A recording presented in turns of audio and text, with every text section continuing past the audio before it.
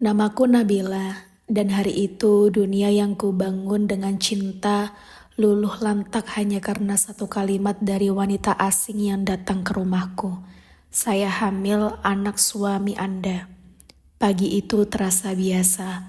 Nabila sedang menyapu halaman ketika seorang wanita muda datang menghampiri pagar rumahnya. Wajahnya pucat, matanya sembab, dan tangannya gemetar membawa amplop coklat. Maaf Mbak, saya Rina. Saya saya hamil anak Mas Rangga. Ucap wanita itu terbata-bata. Dunia seolah berhenti. Nama suaminya Rangga keluar dari mulut perempuan asing dengan luka yang terlalu nyata. Nabila tak bisa bicara. Ia hanya bisa menatap perempuan itu yang terus menangis sambil menyerahkan hasil USG dan bukti percakapan mereka. Suaminya, lelaki yang selama ini ia percaya, ternyata bukan hanya mengkhianati, tapi juga menciptakan kehidupan di luar pernikahan mereka. Malam itu, Nabila duduk di ruang tamu dengan tangan gemetar, menunggu kepulangan Rangga. Hatinya berkecamuk, nafasnya berat, dan mata tak lepas dari amplop bukti yang tadi diserahkan Rina. Ketika suara motor terdengar di depan rumah, tubuhnya refleks berdiri. Begitu Rangga masuk, Nabila langsung berdiri di hadapannya. "Siapa Rina?"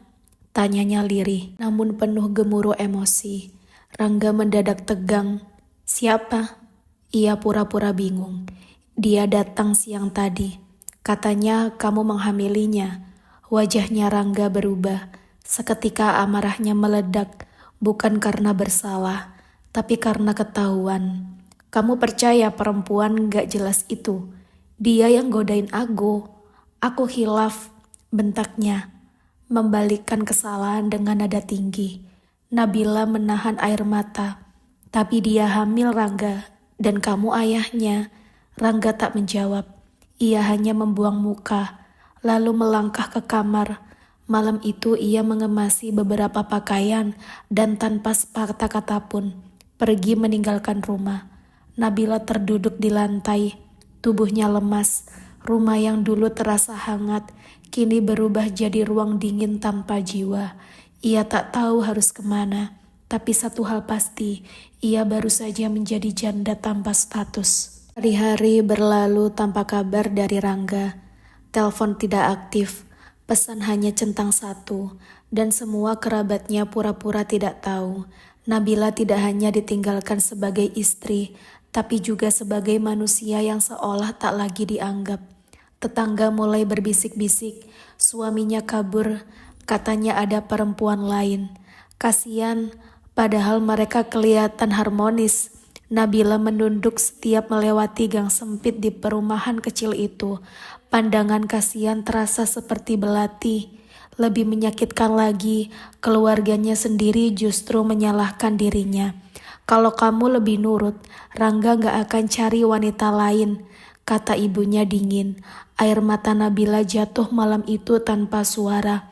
Ia memeluk bantal kosong di ranjang yang terasa lebih luas dari biasanya.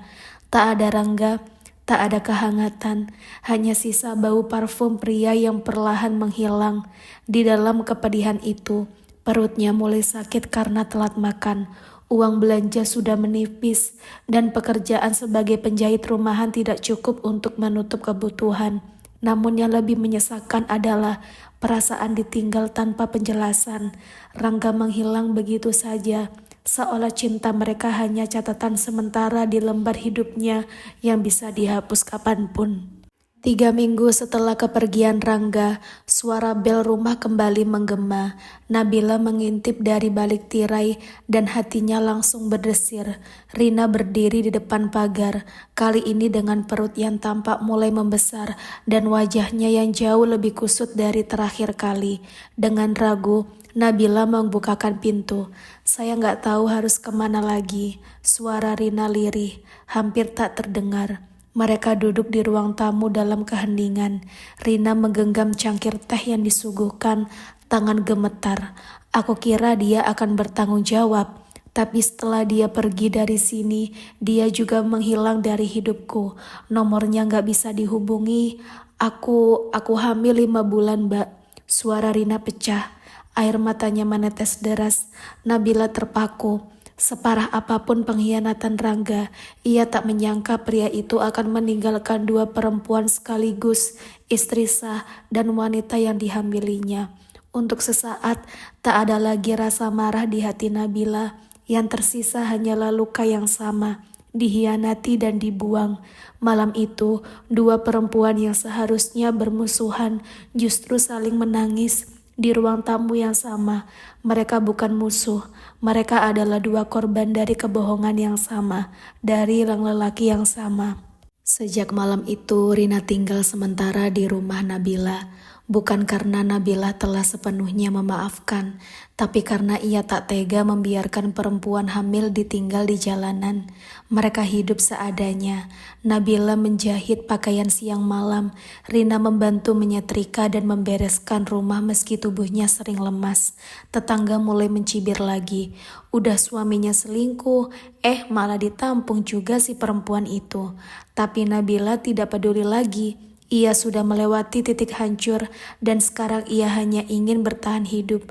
Setiap malam mereka duduk di teras, saling berbagi cerita luka. Nabila tentang berkhianatan yang membekas dalam, Rina tentang janji-janji palsu dari Rangga yang dulu manis bak gula. Lucu ya, kita disakiti orang yang sama, tapi malah jadi saling menguatkan, ucap Rina pelan sambil mengelus perutnya. Nabila tersenyum getir. Mungkin Tuhan memang ingin kita saling menyembuhkan. Dalam penderitaan itu mereka tumbuh. Luka mereka masih berdarah, tapi di baliknya mulai tumbuh benih kekuatan. Kekuatan sebagai perempuan, sebagai manusia, dan sebagai sesama yang tak lagi mau dihancurkan oleh dosa pria pengecut bernama Rangga. Suatu pagi, amplop putih tanpa nama tergeletak di depan pintu. Nabila membukanya dengan tangan gemetar. Isinya hanya selembar kertas kusut bertuliskan tangan Rangga. Maaf, aku tak sanggup menghadapi semuanya. Aku pengecut. Aku tahu, jangan cari aku. Anggap saja aku sudah mati. Tak ada alamat, tak ada nomor. Hanya kalimat singkat yang menegaskan semuanya. Rangga memilih lari selamanya. Nabila menghela nafas dalam. Tak ada air mata lagi. Kali ini ia benar-benar menerima bahwa kisah mereka telah berakhir dan ia harus hidup tanpa bayang-bayangnya. Hari demi hari berlalu dan Nabila mulai berdiri di atas kakinya sendiri. Pesanan jahitan meningkat dan perlahan kehidupan di rumah itu tak lagi penuh tangis. Rina melahirkan seorang bayi laki-laki dan Nabila yang pertama kali menggendongnya namanya Alvan. Bisik Rina, terima kasih sudah menyelamatkan hidup kami. Nabila menatap bayi mungil itu, hatinya bergetar bukan karena marah, tapi karena harapan. Ia tahu hidup tak akan pernah sama, tapi ia juga tahu ia tak lagi sendiri. Kini luka menjadi pelajaran dan cinta tumbuh dari tempat yang tak disangka-sangka. Di malam sunyi, Nabila duduk di sajadah, menatap langit-langit yang dulu terasa sesak oleh kenangan. Ia menengadahkan tangan, bukan untuk meminta Rangga kembali, tapi untuk memohon kekuatan melupakannya. Ya Allah, jika luka ini adalah jalan-Mu membentukku, maka aku ikhlas. Air matanya jatuh bukan karena lemah, tapi karena ikhlas. Di kamar sebelah, Rina tertidur sambil menyusui Alvan. Bayi yang dulu ia benci, kini justru ia sayangi seperti darah daging sendiri. Malam itu, Nabila resmi menutup pintu masa lalu dan membuka jalan baru sebagai perempuan yang utuh, meski pernah dihancurkan. Hujan turun perlahan sore itu, membasahi atap rumah kecil Nabila, tapi tak ada lagi kesedihan di dalamnya. Di sudut ruang tamu, Alvan tertawa kecil dalam pelukan Rina, sementara Nabila merapikan jahitan terakhir untuk pelanggan tetapnya. Dulu rumah ini dipenuhi tangis, kini tawa dan harapan menggantikannya. Pelangi itu indah ya, tapi tak akan muncul kalau tak ada hujan. Gumam Nabila sambil tersenyum menatap jendela.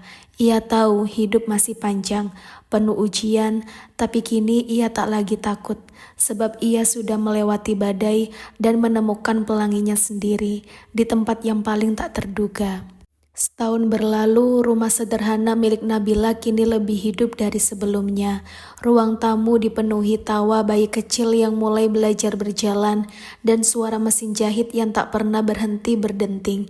Usaha jahitnya berkembang, dibantu oleh Rina yang juga mulai belajar menjahit. Suatu hari, seorang pria kurus berdiri di depan pagar. Wajahnya lusuh, matanya sayu. Rangga, ia hanya berdiri menatap dari jauh, tak membawa apapun kecuali penyesalan yang terlambat. Nabila melihatnya dari balik tirai tapi tak keluar. Ia tak lagi punya amarah, tak punya dendam, ia hanya sudah selesai. Rangga bukan lagi bagian dari kisahnya, karena kisah yang baru lebih kuat sudah tumbuh. Bersama Rina, bersama Alvan, dan bersama dirinya sendiri yang kini lebih utuh. Rangga pun akhirnya pergi. Perlahan seperti bayangan masa lalu yang tersapu waktu. Di dalam rumah, Nabila tertawa saat Alvan menjatuhkan kain jahitannya. Nak, hidup ini tak selalu adil, tapi kita selalu bisa memilih untuk berdiri kembali. Dan Nabila sudah memilih, bukan untuk terus menunggu yang meninggalkan, tapi untuk menjadi cahaya bagi mereka yang tetap tinggal. Rumah itu yang dulu runtuh, kini menjadi tempat pulang yang sesungguhnya.